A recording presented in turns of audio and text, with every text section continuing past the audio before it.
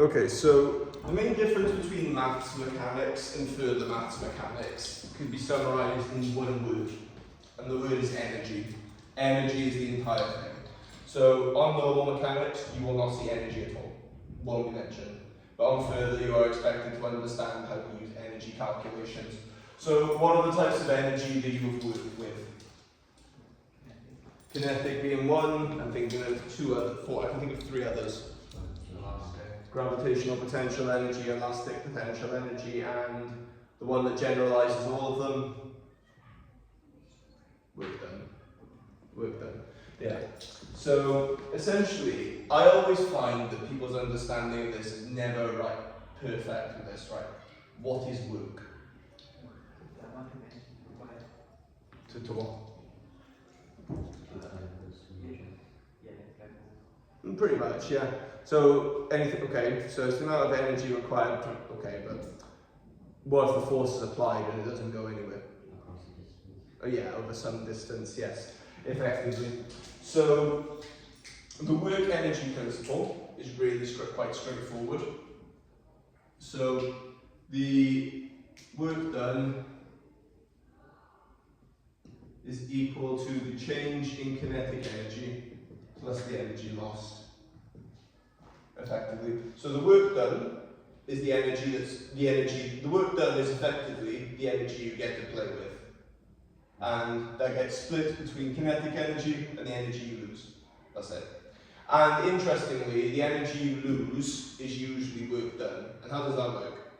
Could you agree what I can do is I can minus the energy lost on both sides.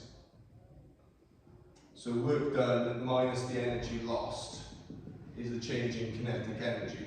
So essentially, work done is work done by a force, right? So what's energy lost? It's work done but by a force that's resistive, effectively. Right then, so let's do some examples of energy then. So imagine I am skiing from the top of this mountain and I leave with an initial velocity of u meters per second, let's say.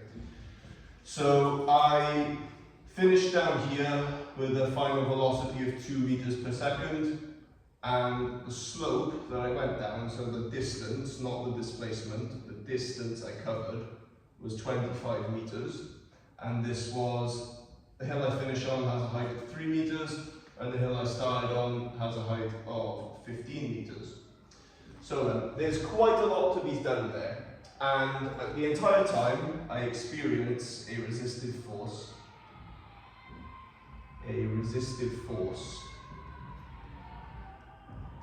of 2 newtons constantly.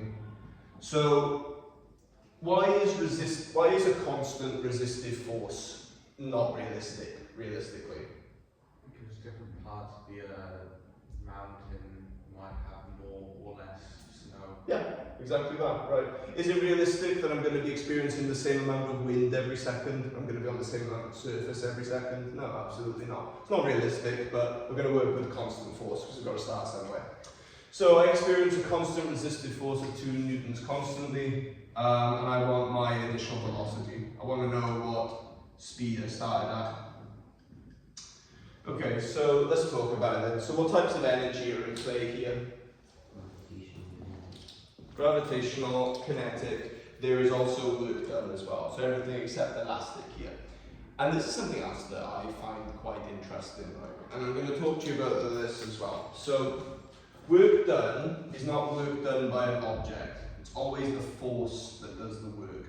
So, I move an object 5 meters along a table with a force of 3 newtons going this way, and a force of 1 newton going this way. What is the work done? What is the energy lost? So the work done, me saying what is the work done, that's actually very vague. Could you agree? Am I asking for the work done by this force, or am I asking for the work done by this force? Are you sure the camera's on the way? Okay. So it might be worth moving over a seat or two. But essentially, because it's going this way, do you agree this is adding energy into the system? So the work done by this force, do you agree that's 15 joules of work? 3 newtons times 5 years? Yeah, is that okay? Yeah. So that's 15 joules of work added into the system. Where's the energy lost come from? And what is the energy lost? Resistive force, What's the energy lost? Yeah, it's come from that one Newton resistive force, right? It's going this way, so this is a resistive force. What's the energy lost? 5 joules, yeah. It's the work done, but by the forces that are resistive, effectively. That's what energy lost is. It's the work done by forces that are opposing you. So, what is gravitational potential energy? So let's look at, I'm sure you all know the formula. So what's the formula for gravitational potential energy?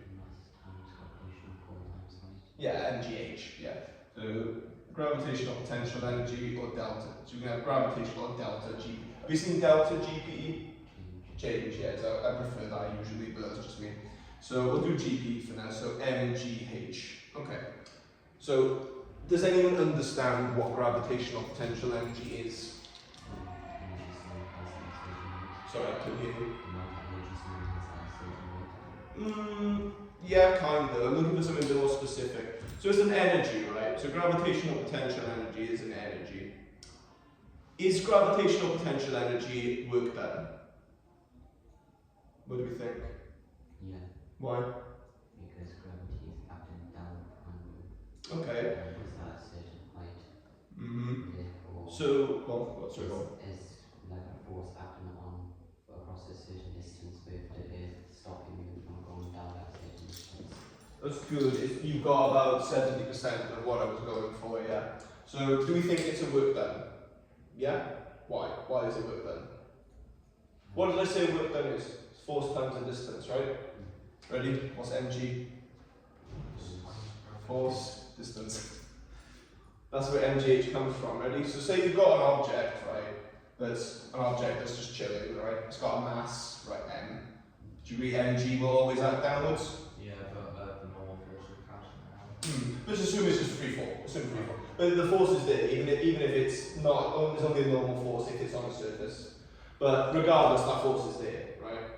And mg is a force, and it's moving down. So where does the formula for gravitational potential energy come from? It's the work done by a force of gravity. So work done is just force times the distance. Gravitational potential energy specifically is energy from gravitational force, specifically. It's just mg times h, times how high up it is. Right then, so we're going to use the work energy principle. So you can use either of these. You can use this one or this one. I do not care which one you use. I lean towards this one personally, again, but it really doesn't matter. It's more about you understanding that it's a resistive force, right? So immediately here, what's the energy lost in that system right there? So the track they go along is 25 meters long, and it's a constant force of 2 newtons opposing me. So how many joules are lost? Yeah, it's 50 joules of energy lost. Do you agree that's an easy enough thing to find and sub into my formula? Yeah, pretty much, yeah. But only because I've got the distance along the slope. But it's really powerful because in most physics things you don't really get this awkward length here. But if you understand the energy idea, you can actually find really awkward lengths like that. It's quite interesting. Anyway, so let's use it then. So the work done, the big thing I wanted to get at here, so you know how we've got work done, kinetic energy and energy lost, right? Notice how gravitational potential energy is not in there. We're out of these 3 sections, which one does gravitational potential energy fall into? What did I just say gravitational potential energy is? It's a work done, yeah, so it falls under gravitational potential energy. Right, so you can do it in 2 ways. You can find it here and find it here, and then take them away from each other, or you can just do the clever thing. Do you agree that the difference would be the difference in height? So you just do mg times by 12, it's much easier. Just do the difference, it's the change. Because remember, it's the work done equal to the change in kinetic energy, right? So I would say it would be, and I haven't actually given you a mass of this object here, have I? So let's make it 5 kilograms. So let's do it. So it would be 5g times by 12, and that's equal to, so the change in kinetic energy, you can't really delta that because it's got a u in it. So how do I find the change in kinetic energy? It's after take away before, right? Yeah, is that okay? So do we all know the formula for kinetic energy? Almost half mv squared, right? So 1/2 5 times by the final velocity, so 2 squared. It's -2, but because it's squaring it, it doesn't matter. Actually no, because they're both going the same direction, you could actually call them both positive. 1/2 5 times by u squared. And then is there anything else to add? So my work done is equal to change in kinetic energy. Anything else? Is there anything else to add? Which is, yeah, so 50 newtons is lost to the resistive force. And now can I find u? Yeah, hopefully quite simply. Right then, so 60g, and this is equal to 4 times, so 4 times by 20, so it's equal to 10 minus 5 over 2 u squared plus 50. So this would be, oh, I've done this, sorry. Because, right, because this is the final, I've actually done this the wrong way around, sorry. So you take away the 2 squared one, my bad. So it's actually 5 over 2 u squared take away 20, yeah. Okay, so 5 over 2 u squared, and then this is plus 30, so 60g plus 30 equaling 5 over 2 u squared. So now I'll just put this all in my calculator. I would if I could remember where to put my calculator. So 60 times by 9.8, and then plus 30, and then so we get that 618 is equal to 5 over 2 u squared. So times them by 2 divided by 5. So 618 times by 2 divided by 5. So 247.2 equals u squared, so u is equal to square root of that. So my initial velocity that I departed at was 15.72 meters per second. Let's do another one and see how we go. So this time,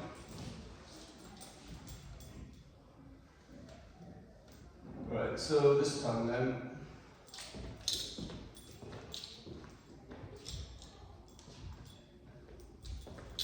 I have another hill, and I'm going to start here at 0 meters per second. So I start off at an initial velocity of 0, and I finish at an initial velocity of 2 meters per second. And I'm going to say that this hill has a height of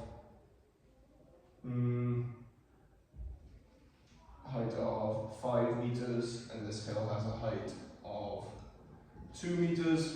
This time I want to know what the energy lost is, so what energy is lost in the system effectively. So let's attack this together then. So there is a constant resistive force acting on me. I'm not telling you what it is, and I'm not telling you what this distance is, but could you find the energy lost from it? Yeah, absolutely. So I want to know what the energy lost is, so let's do it. So the work done, first of all then, so what's the only thing that contributes work done here? Gravitational potential energy, right? So this would be delta GPE, which is equal to, and I haven't given you a mass here, let's have 20 kilograms. Okay, so it's a mass of 20 kilograms, so 20g times by the change in height, so 3, so it's 60g. And the kinetic energy then, so we have 60g equaling, and the change in kinetic energy, once again, so which of the two, which is the higher kinetic energy, here or here? Obviously here, right, because it's faster, so the change will always be here. So 1/2 times 20 times by 2 squared, take away 0. Are we happy why the 4 is 0? Because it's not has no speed. Yeah. Plus the energy lost. Okay, so we get that 60g equals, so 10 times 4, so 40, plus the energy lost. And was the energy lost kind of easy to find? I would say so, not that bad. 60G minus 40, so I actually lost loads of energy here. So quite a bit of energy is lost in this movement.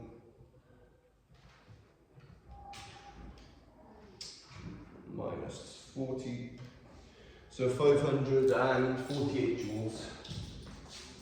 So 548 joules of energy was lost. What does that large amount of energy imply?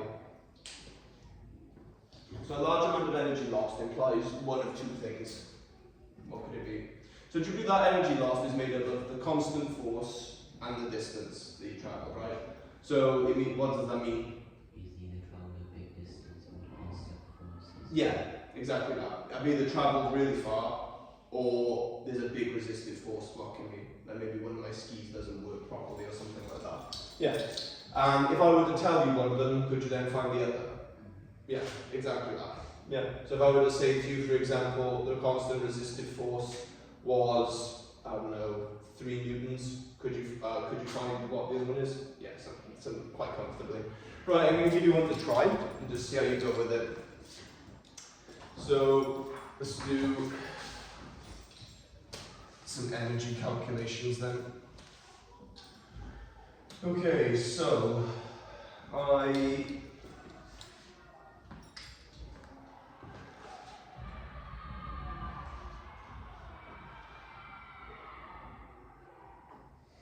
Thursday now.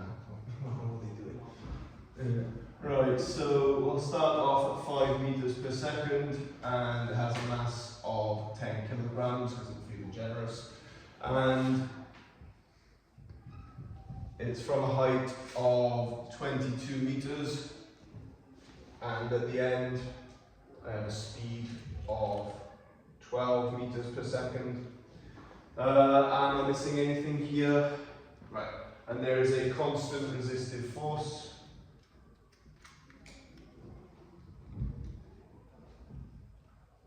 There's a constant resistive force of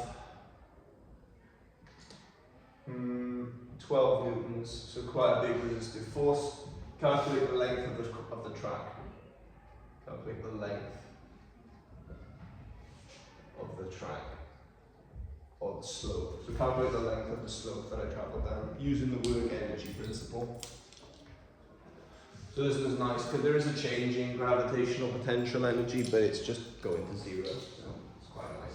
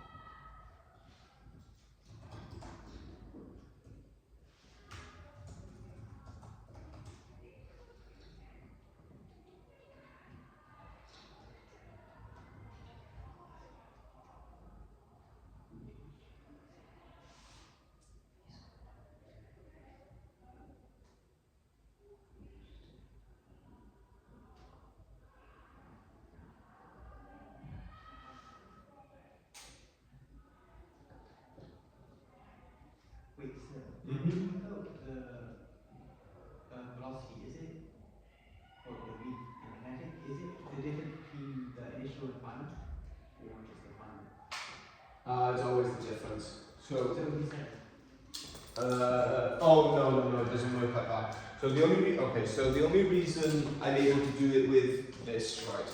So imagine I've got a hill here and one here, right? So degree this is H1, H2, right? And so if I want the change in kinetic energy, degree it's mgh1 take away mgh2. So I can write mgh1 take away h2, and degree that's mg delta h, mg times the change in h, right? You can't do that for kinetic energy. So imagine I've got a kinetic energy half m v1 squared, 1/2 m v2 squared. So it's 1/2 m, but because they're squared, it doesn't work.